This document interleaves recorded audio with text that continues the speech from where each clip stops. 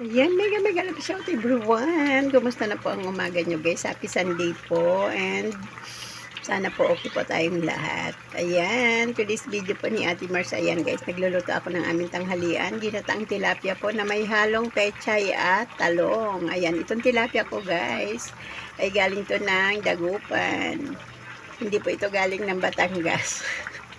Ayan, doon po tayo bumili sa suki natin na nagtitinda ng mga bangus na dagupan at tilapia. Ayan guys, good morning.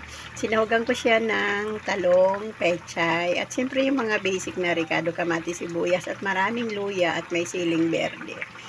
Ito po yung ating tanghalian for today. Kasi ayaw namin guys mag-karne ngayon.